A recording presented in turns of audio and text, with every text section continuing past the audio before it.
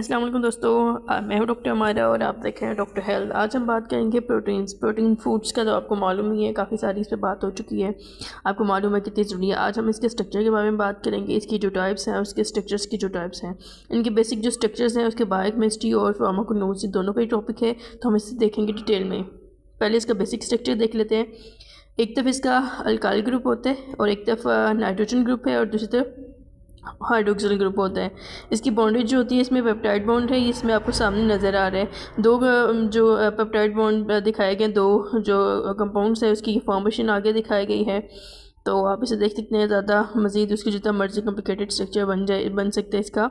तो बेसिक दो चीज़ें होती हैं, एक जो नाइट्रोजन ग्रुप होता है और एक तरफ हाइड्रोक्सिल ग्रुप होता है। तो सेंटर में एक कार्बोक्सिल ग्रुप होता है, वो अनलिमिटेड होता है, चेन में भी हो सकता है और ये रिंग स्ट्रक्चर में भी हो सकता है।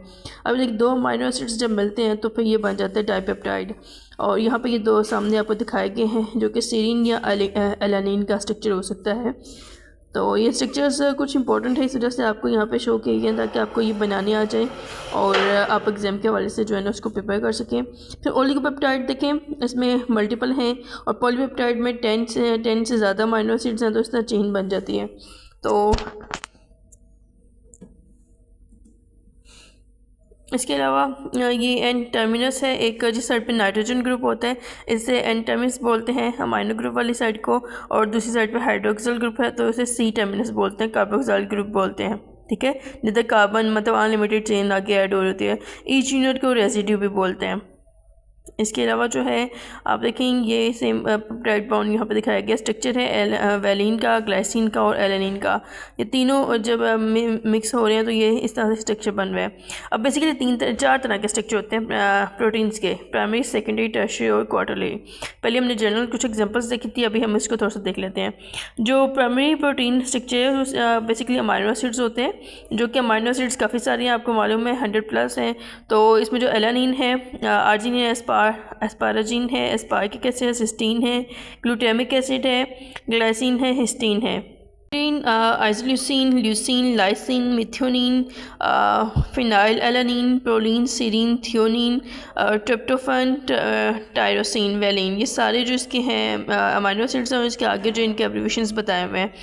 तो अभी जो है इनकी जब ये पॉलीसेकेराइड स्ट्रक्चर बनाते हैं या एक चेन बना लेते हैं, तो तब इस तरह का इनका स्ट्रक्चर हो जाता है, एक चेन लाइक, और ये पॉलीपेप्टाइड बन जाते हैं। 10 से ज़्यादा इसमें अमीनो एसिड होते हैं। इसमें प्रोटीन अब 100 to 100,000 तक, 300 to 1000 अमीनो एसिड हो सकते हैं।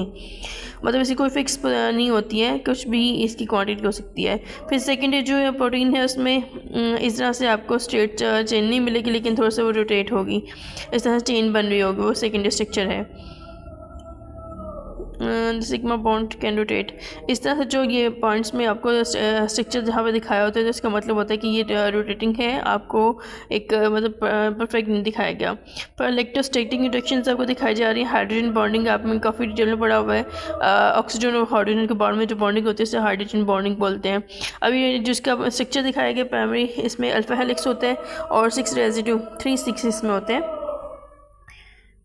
जी दोस्तों, जो सेकेंडरी प्रोटीन्स होती हैं उनके स्ट्रक्चर में अल्फ़ा और बीटा प्लेटेड शीट्स होती हैं। अल्फ़ा हेलिक्स हैं और बीटा प्लेटेड शीट्स हैं, और ये आपको इनके सामने स्ट्रक्चर नज़र आ रहे हैं किस तरह से हो सकते हैं, और ये इस तरह से भी आपको नज़र आ सकते हैं माइक्रोस्कोप। तो जो बीटा प्लेटेड शीट्स हैं ये एरोज़ में हैं, और जो अल्फ़ा हेलिक्स हैं वो कोयल आपको नज़र आएंगे।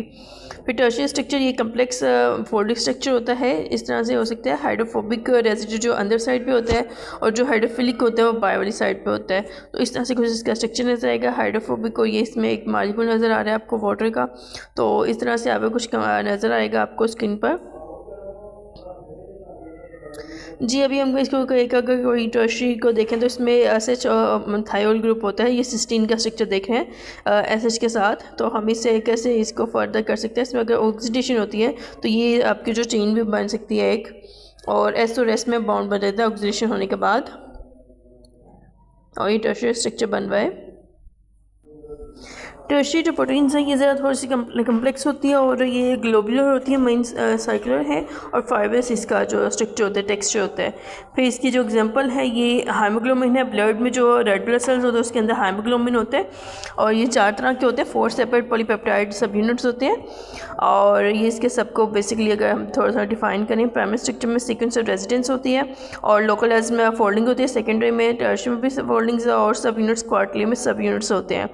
अब इसके एग्जांपल देख लेते हैं। ह्यूमन डिजीज़ है सिकल सेल एनीमिया, ये आपके ब्लड की डिजीज़ है जिसमें क्या होता है आपके जो ब्लड सेल्स जो होते हैं, रेड ब्लड सेल्स, उनकी शेप चेंज हो रही होते हैं, तो वहाँ पे ये हाइमोग्लोबिन बेसिकली चेंज हो रहे होते हैं, तो इस वजह से आपको डायग्राम दिखाई है और साथ उसमें एलानिन की जगह वो चेंज हो जाती है।